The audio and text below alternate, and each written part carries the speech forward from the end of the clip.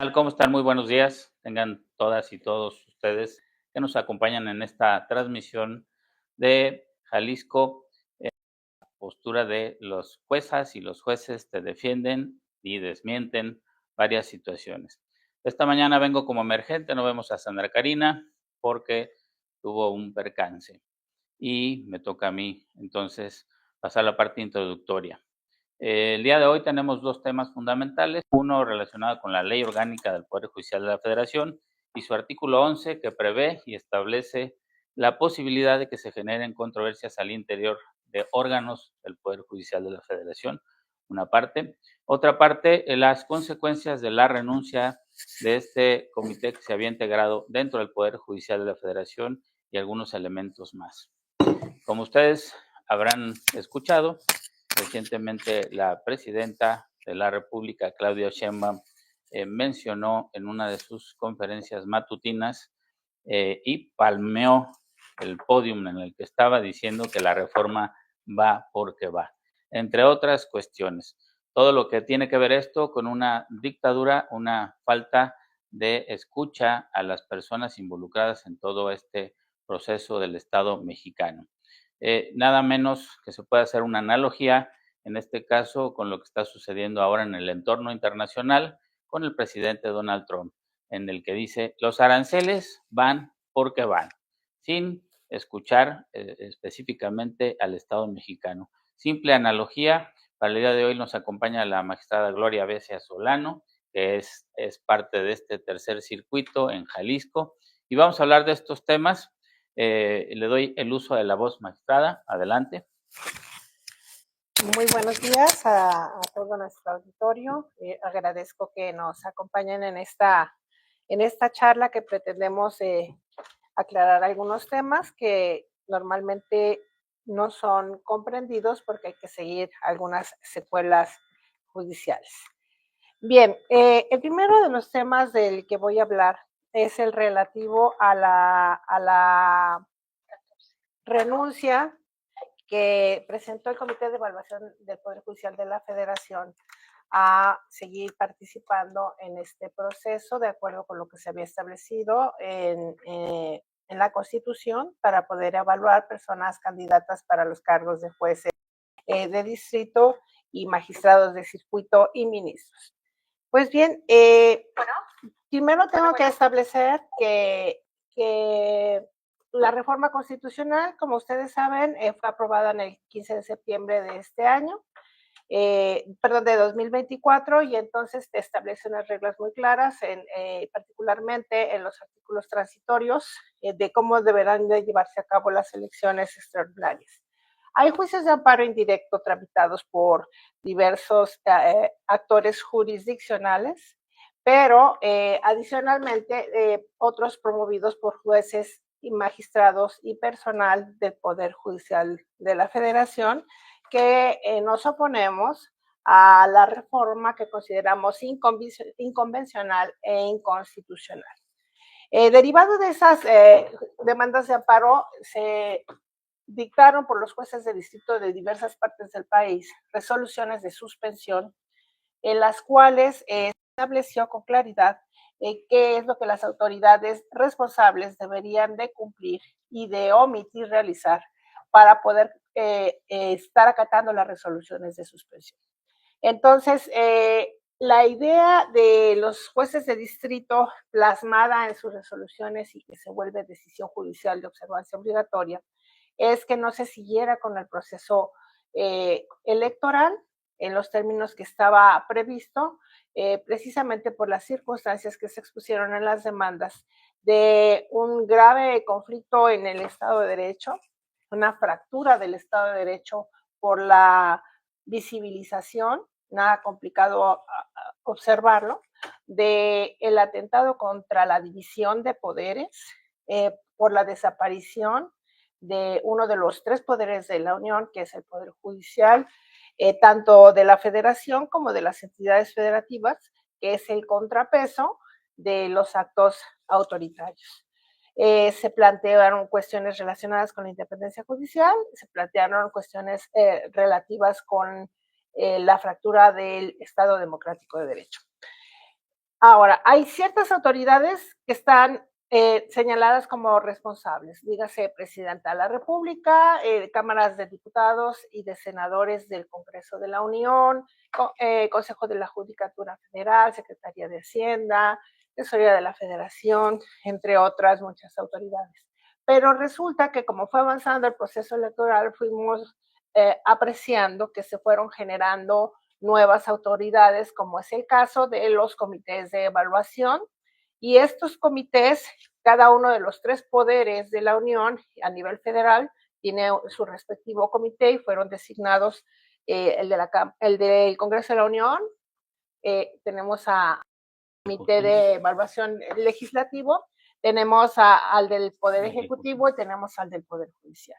Bien, entonces, tenemos jurisprudencia firme de la Suprema Corte de Justicia de la Nación de varias épocas atrás, que establece que todas las autoridades en sede nacional están obligadas al cumplimiento de las sentencias dictadas en los juicios de amparo indirecto, como también en de las resoluciones dictadas en los cuadernos incidentales de suspensión. Siendo así, la evolución jurisprudencial también nos ha llevado a la conclusión de que hay vinculación para aquellas autoridades que no habiendo sido señaladas como responsables, tienen que cumplir con las suspensiones que son decretadas por los jueces de distrito o por los tribunales colegiados de circuito según sea el caso. Entonces, resulta de que en este caso se solicitó a los jueces de distrito, perdón, se solicitó a los jueces de distrito que vincularan a los comités de evaluación de los 3 poderes al cumplimiento de las suspensiones otorgadas en los juicios de amparo indirecto. Los jueces de distrito, algunos de ellos, concedieron esta solicitud de los quejosos y ahí empieza el entramado de lo que estamos viendo desde hace 3 semanas para acá. El primero de los puntos es que se vinculó a los 3 comités y una vez vinculados, los comités de evaluación del Poder Legislativo y del Poder Ejecutivo dijeron públicamente, no vamos a acatar las suspensiones. Entonces incurren en desacato a resoluciones jurisdiccionales. Ya el magistrado Mario nos irá platicando lo que significa este desacato y sus posibles consecuencias.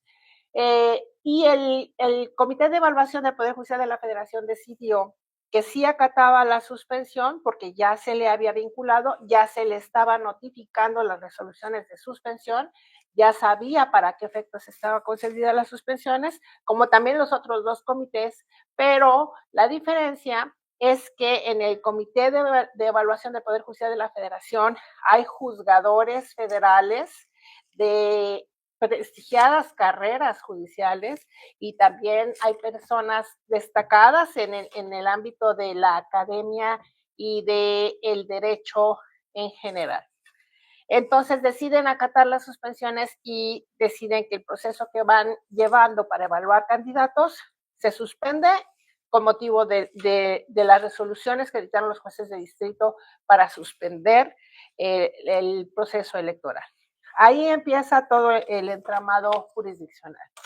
Pues bien, tenemos que el INE ha sido muy combativo y es una de las autoridades responsables en los juicios de amparo y a partir de ello, de sus impugnaciones, se han ido generando criterios jurisdiccionales.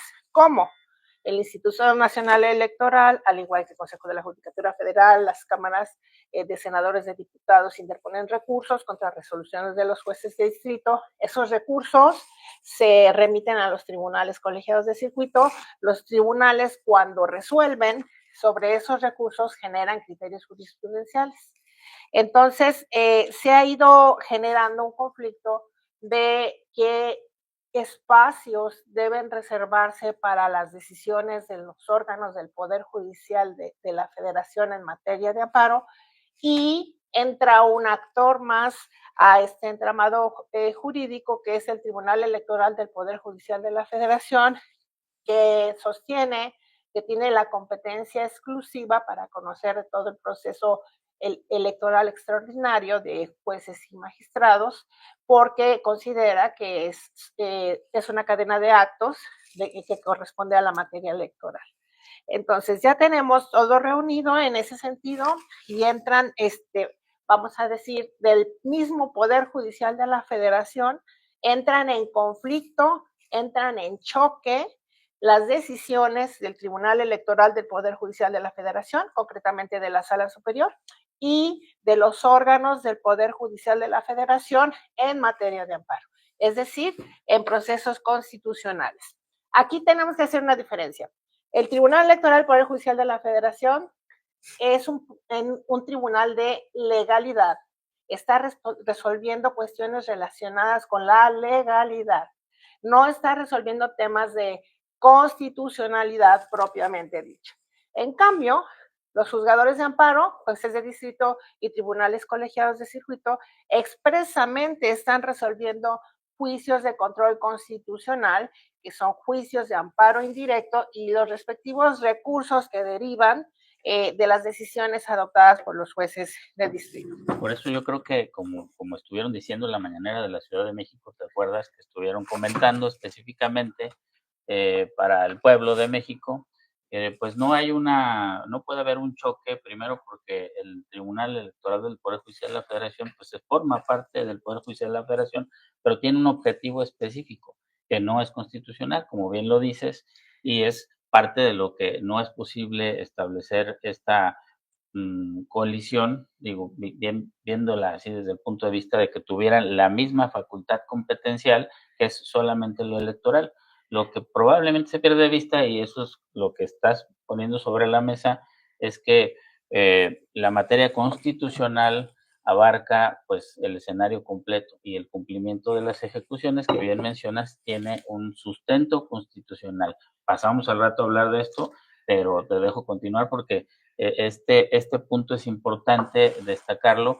No hay, aunque lo estén diciendo, y dentro de lo que hace un momento mencionaba en la mañanera o una de las conferencias matutinas de la presidenta, eso que mencionaba de que por ahí está el video, nada más que por problemas técnicos no lo podemos transmitir, pero la presidenta dijo la elección va porque va.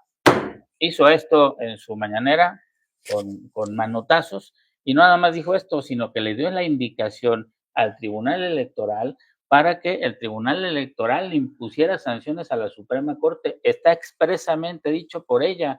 Entonces, cuando el Tribunal Electoral recibe indicaciones del Ejecutivo y las quiere adoptar, entonces empezamos a ver este tipo de resoluciones a las que estás haciendo referencia y luego se empieza a normalizar de alguna manera la idea de que son dos tribunales que están en colisión, cuando esto evidentemente cualquier persona que sabe de derecho constitucional no lo es. Pero para eso estamos aquí, para informar específicamente y aclarar este tipo de situaciones que se están presentando para que no les mientan. Uno de los objetivos de estos ejercicios es precisamente informar al pueblo de México cuáles son las realidades y que no les engañen con este tipo de afirmaciones en el sentido de que el electoral define porque estamos hablando de una elección.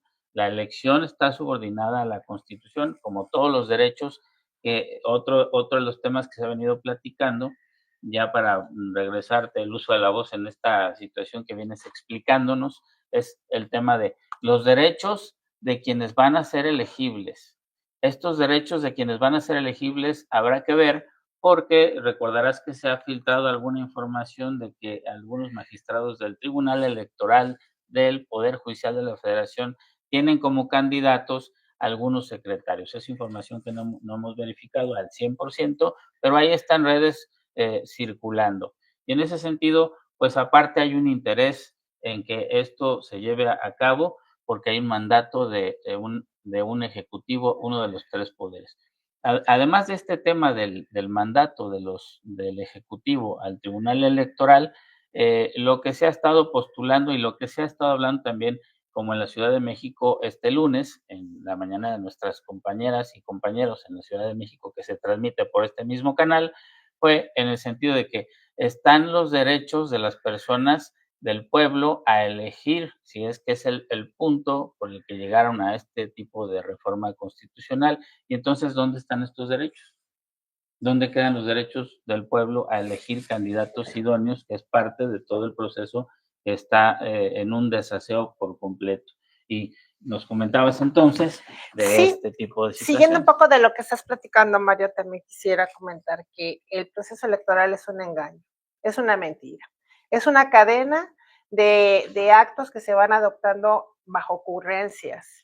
Hoy se les ocurre una cosa, mañana se les ocurre otra, y entonces nada coincide con lo que fue aprobado ilegalmente por un poder constituido, que es el legislativo, no es constituyente, el poder legislativo en el sentido de reformar la Constitución. Entonces, en lo que ellos mismos crearon, los legisladores, no se ha cumplido absolutamente nada porque todo va a base de engaños y de decisiones que se les ocurrieron se les ocurren hoy y las implementan mañana o pasado mañana. El electorado no va a poder decidir quiénes van a ser sus jueces y sus magistrados, porque definitivamente es imposible, como se presentarán las boletas, que cualquier ciudadano pueda llegar a leer las boletas y pueda elegir. Pero lo primero que se tiene que hacer es quiénes van a integrar esas boletas, que es donde íbamos en los comités de evaluación. Pues bien, ¿qué pasó? Cuando el Poder Judicial de la Federación, a través de sus juzgados de distrito y a petición de los quejosos, vincula a los comités de evaluación al cumplimiento de las resoluciones de suspensión de los actos reclamados, entonces el comité de evaluación paraliza actividades de evaluación y entonces empiezan a ver los otros poderes que podrán hacer. Bien, lo dijo específicamente uno de los presidentes de una de las cámaras legislativas del Congreso de la Unión. Sin uno de los comités de evaluación, el proceso está viciado. El proceso no puede continuar, el proceso puede ser impugnado y el proceso puede ser anulado, es lo que le faltó decir. Entonces buscan alternativas para que pueda continuar la evaluación. Bueno, pues la alternativa la encontraron primero en la instrucción que nos menciona el magistrado Mario, que da la titular del Poder Ejecutivo, la presidenta Sheinbaum, le da una orden al Tribunal Electoral y el Tribunal Electoral, en este momento carente de independencia judicial, la adopta. Una parte del tribunal, o sea, no fue y ustedes pueden ver que no fue una resolución unánime, ¿verdad? Así es. Que eso es muestra de que no todo el tribunal está siguiendo las indicaciones del Ejecutivo, nada más como aclaración. Sí, y haces bien esta aclaración, porque debo de decir que uno ve las sesiones de la Sala Superior del Tribunal Electoral y parece que están dando una conferencia, es decir, cada uno de los magistrados y magistradas expone su punto de vista y no hay debate. Exactamente. No hay debate. ¿Qué opina el magistrado? ¿Qué opina la magistrada? ¿Qué opina el magistrado? Y se resuelve por mayoría. No hay debate. De manera que no hay esa deliberación para la cual están creados los órganos jurisdiccionales colegiados. Aunado a que el Tribunal Electoral, la Sala Superior del Tribunal Electoral del Poder Judicial de la Federación, no está legalmente integrada de acuerdo a lo que mandata la Constitución Política de los Estados Unidos Mexicanos y las leyes que de ella emanan en materia electoral para la integración de esa sala. Entonces tenemos 5 magistrados, magistradas y magistrados que resuelven y que ahora los 3 que se han pronunciado por mayoría en todo este proceso, pues deciden acatar la instrucción de la presidenta de la República. Se hace una gestión, se promueve un JDC, le llaman, juicio de derechos, y entonces ese JDC es el 8/2025 y acumulados, en donde la Sala Superior del Tribunal Electoral del Poder Judicial de la establece que la mesa directiva del Senado de la República puede expedir las medidas y lineamientos necesarios con el objeto de realizar la etapa de insaculación pública, para lo cual vincula al Senado, es decir, se genera un ambiente propicio para que haya una resolución judicial por mayoría de 3 magistrados que consideran que están actuando en independencia judicial, para entonces tener un mandato judicial mandado a hacer a la medida para que el Senado tenga entonces el sustento que estaba buscando políticamente y no encontraba, y se pueda realizar la evaluación de las personas juzgadoras. En sustitución del Poder Judicial de la Federación, y le da facultades porque no las tiene. O sea, esto que dices tú, que dice la magistrada, en el sentido de que le da la posibilidad le da la salida al Congreso, al Senado particularmente, para operar, además de que también es una ocurrencia que, hablando de cuestiones jurisdiccionales, también hay que entender que cuando la imposibilidad de un juez de tomar alguna determinación, sí, se vale crear figuras, se vale crear instituciones, se vale crear situaciones, pero cuando estamos hablando de nivel constitucional, y hemos estado insistiendo mucho, hay suspensiones. Las suspensiones significan, espérennos a ver si esto pasa el análisis de la propia Constitución. Ah, no, no les interesa. Ellos lo que dicen es, ya hay una nueva Constitución, olvídate de lo que estaba antes, pero ¿por cómo nos vamos a olvidar de lo que estaba antes si es parte de lo que se viene debatiendo por la ciudadanía? El mismo pueblo en sus demandas de amparo está planteando esta disyuntiva. Entonces, esto que dices tú, yo como Tribunal Electoral del Poder Judicial de la Federación, te voy a encontrar una facultad, te la voy a crear para que tú puedas operar. Nada menos ya se anunció que mañana se hace rápido, en fast, como le llaman en inglés, pues fast track, ¿no? Pero en español, muy rápido, muy rápidamente. Ya mañana se hace una tómbola y entonces ya mañana se decide quiénes van a integrar estas boletas. Les surge, aparte de la complejidad de estas boletas que ya hemos visto, pues que tienes que votar 3 hombres, 3 mujeres, y pues son nombres, son especialidades, no tienes toda la información, no hay campaña. De inicio, pues hemos visto que esta situación es muy complicada en el tema de implementarla por la incompatibilidad que existe, pero lo que estás mencionando es sumamente importante.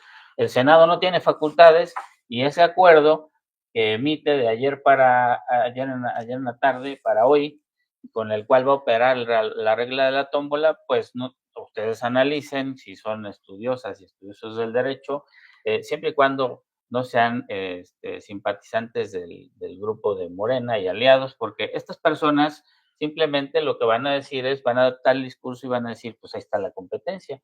Pero un análisis serio, crítico, pues les va a llevar a la conclusión de que esas citas con las que inicia el Senado su acuerdo pues no tiene relación ni le da facultades, simplemente porque la reforma estaba diseñada incluso para no interpretarse. ¿Te acuerdas que dijeron, esto no se interpreta?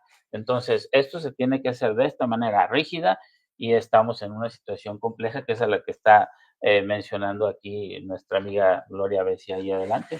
Muchas gracias, magistrado Mario.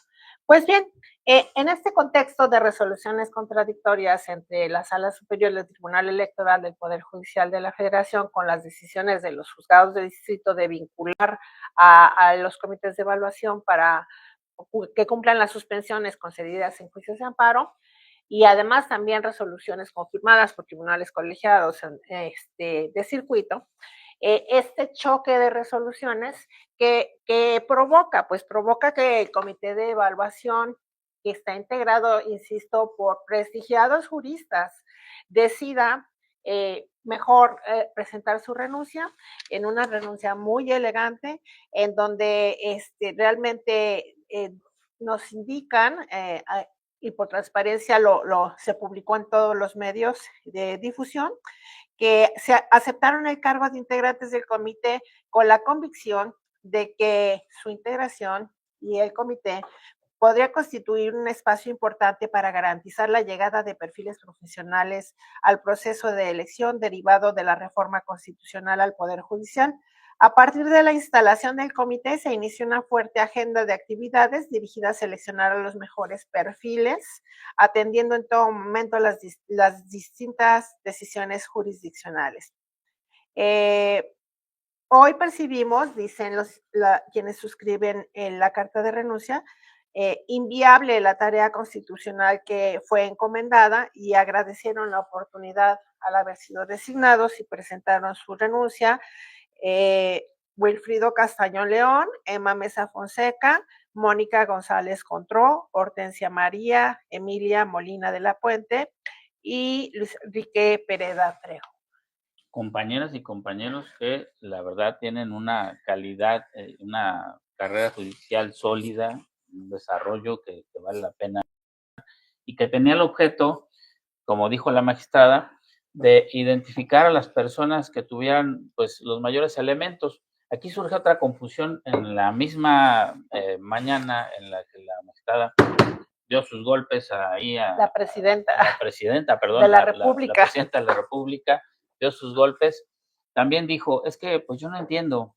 Yo digo, la verdad no sé si tenga asesores, asesoras o algo que se le parezca dentro de lo que debe estar informada la señora presidenta, pero mencionaba, es que yo no entiendo, entonces, ¿para qué hacen el comité? Lo que pasa es que no entiende que al comité le alcanzó estas suspensiones de las que estás mencionando, le llega un oficio y entonces ya el comité se encuentra impedido para actuar porque el orden constitucional en jueces o juezas constitucionales le está diciendo detente.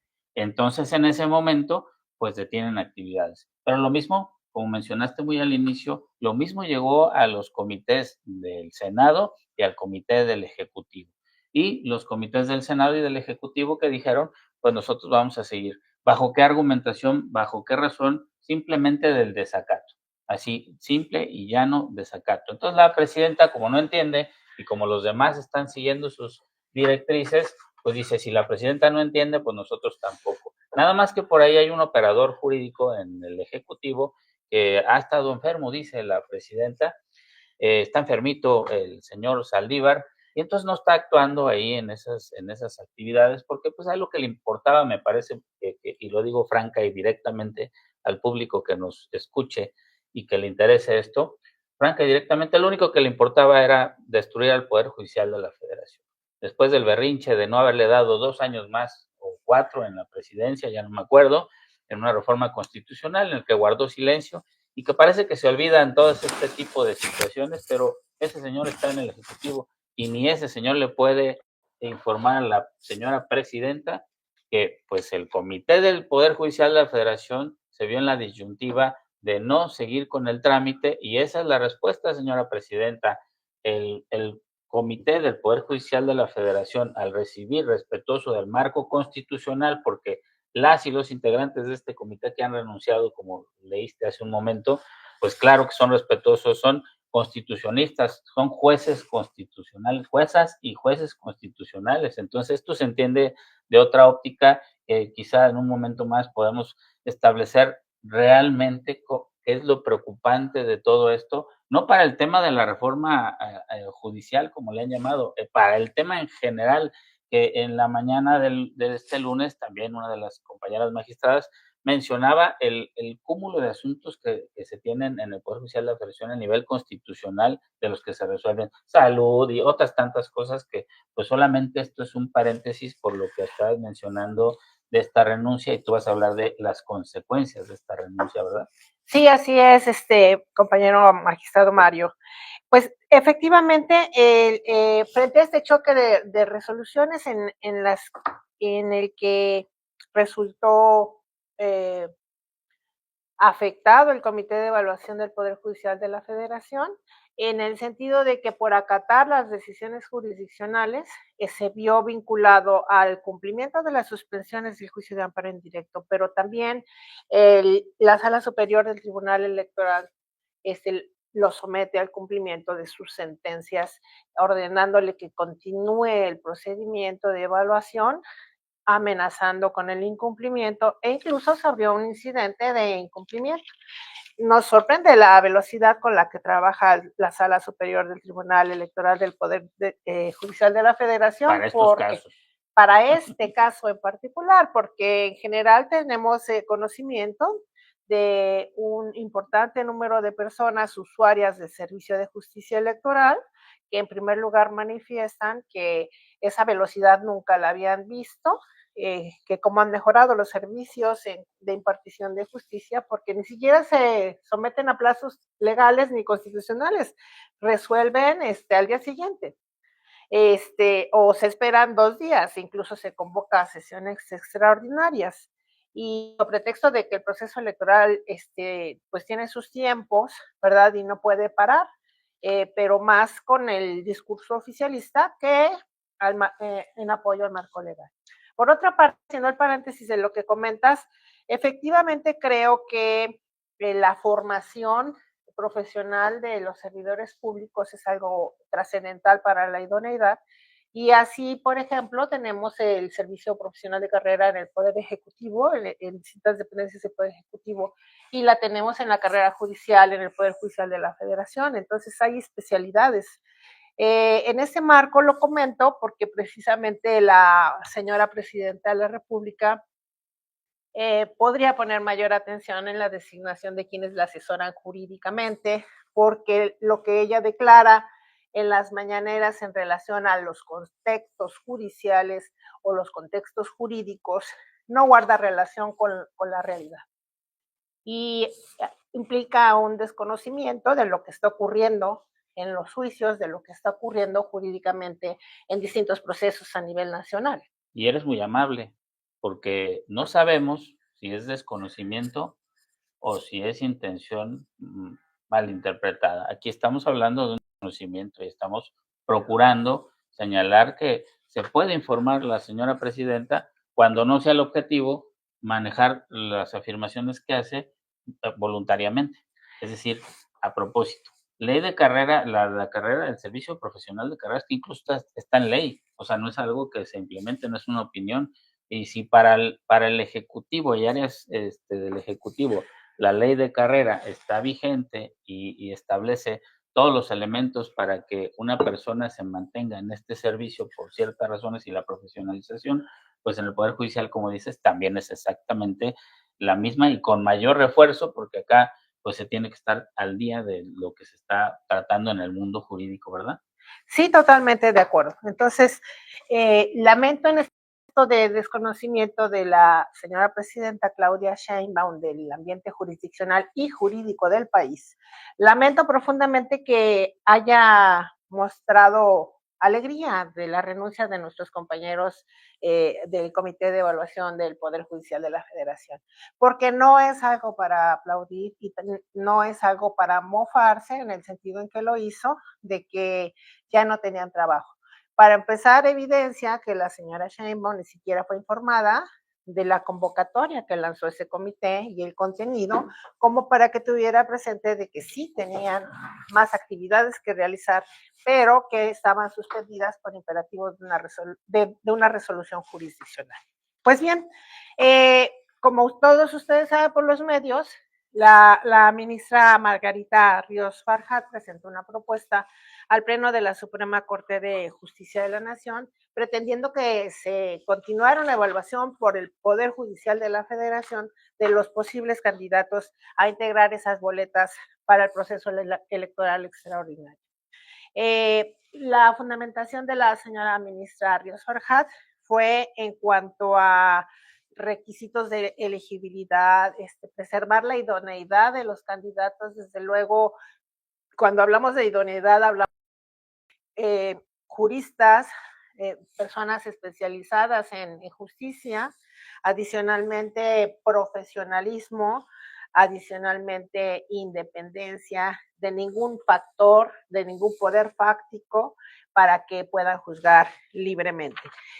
La propuesta de la señora ministra en el sentido de que la Suprema Corte de Justicia de la Nación asumiera la posibilidad de evaluar a los candidatos o bien la Escuela Federal de Formación Judicial como órgano especializado realizara la evaluación correspondiente, no fue aceptada por el Pleno de la Suprema Corte de Justicia. Sin embargo, creo que es plausible que haya propuestas en el ambiente jurisdiccional en el ambiente judicial que haya propuestas, porque a partir de las propuestas es precisamente como pueden llevar o llegar buenas soluciones. Sobre todo, perdón que te interrumpa, pero sobre todo cuando hemos estado viendo que el proceso de selección en otros comités es una entrevista de 5 minutos, algo así estaban 2 diciendo. minutos. 2 minutos, entonces en 2 minutos ustedes pueden pensar qué tanto puede decir algo alguien respecto de estos principios que debe de cumplir para simplemente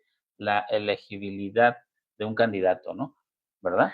Así es, y realmente de risa, porque en el legislativo les ponen un examen de 2 preguntas, tienen 24 horas para contestarlo, ven nada más. ¿Cuál es su nombre?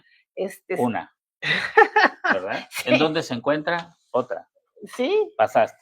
Entonces tienen 24 horas para contestar 2 preguntas y realmente suena, pero de risa. En ningún ámbito podrías ver un examen de esa naturaleza. Claro, sé que en cuanto se abre el examen tienes 2 minutos para contestar cada pregunta, pero de cualquier forma nos parece absurdo que la idoneidad de un posible juzgador sea evaluada con 2 preguntas que se responden en 4 minutos y que tengas 24 horas para contestar las preguntas. Bueno, sigo con mi exposición.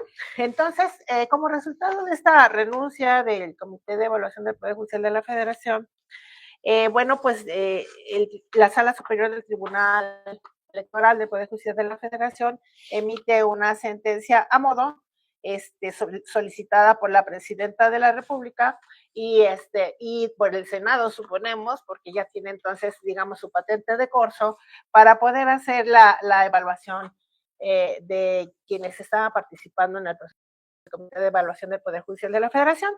Y entonces, en pretendido cumplimiento a la sentencia de la Sala Superior del Tribunal Electoral, esta sí la cumple. Todas las demás resoluciones está en franco desacato, ¿verdad?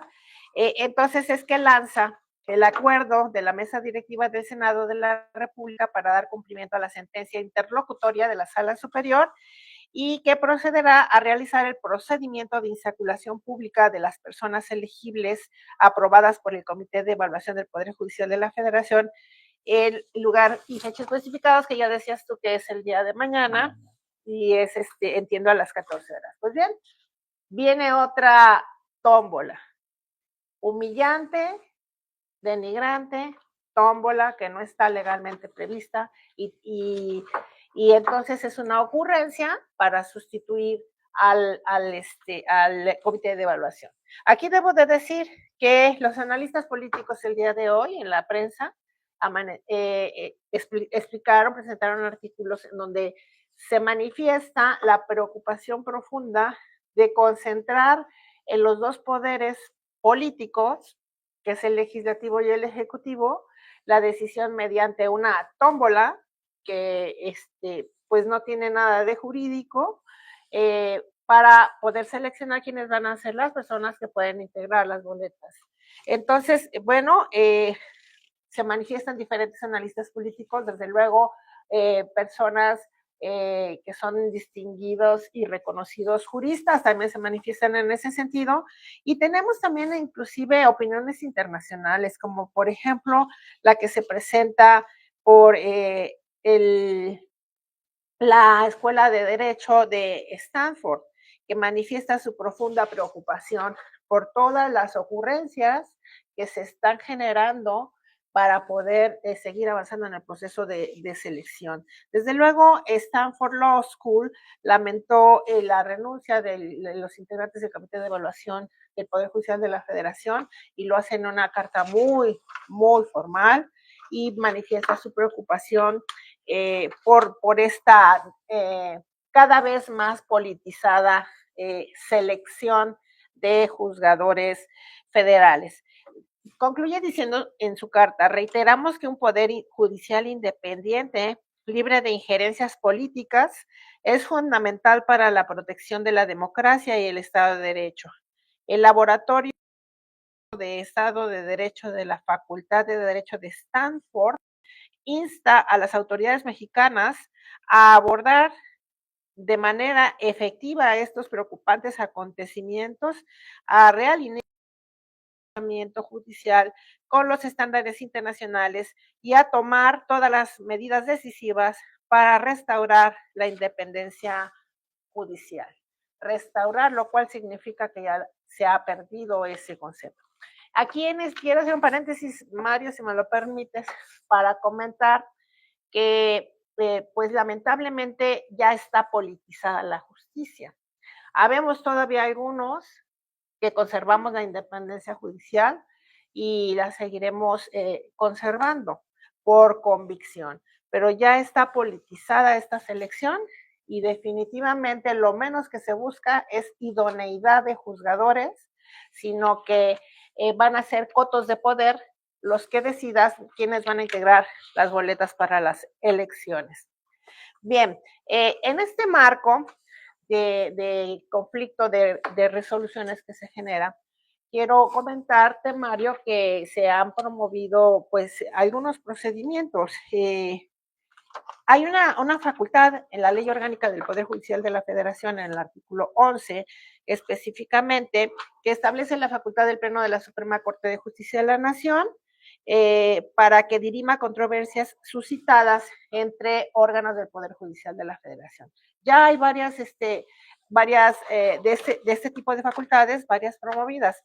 Quiero hacer mención específica a la 4/2024, que fue promovida por la JUFED, la Asociación Nacional de Magistrados de Circuito y Jueces de Distrito, asociación civil presidida por la jueza Juana Fuentes Velázquez, en donde se solicitó al alto tribunal que determine cuál es el órgano jurisdiccional competente para conocer de las impugnaciones existentes en relación con las suspensiones que han sido concedidas por diversos juzgados de distrito y analizadas por diversos tribunales colegiados del Poder Judicial de la Federación y, por otra parte, por la Sala Superior del Tribunal Electoral del Poder Judicial de la Federación en relación con la reforma constitucional publicada el 15 de septiembre de 2024.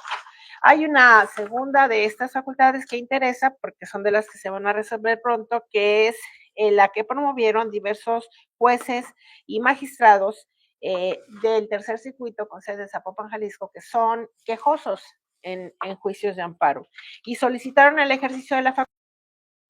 El Pleno de la Suprema Corte de Justicia de la Nación defina la controversia suscitada entre la Sala Superior del Tribunal Electoral del Poder Judicial de la Federación y diversos órganos del Poder Judicial de la Federación en materia de amparo, y se citan cuáles son los juzgados, en relación con el trámite que debe darse a las suspensiones, al cumplimiento de las suspensiones y a la impugnación de las resoluciones de suspensión, porque el Tribunal Electoral, si bien es cierto que salvó en algún párrafo de sus resoluciones que no puede pronunciarse sobre las decisiones judiciales emitidas por jueces de distrito, lo cual es absolutamente cierto, pues dictó resoluciones que son contrarias a lo que decidido por los jueces de distrito y además las contravienen, es decir, las vulneran, las violan,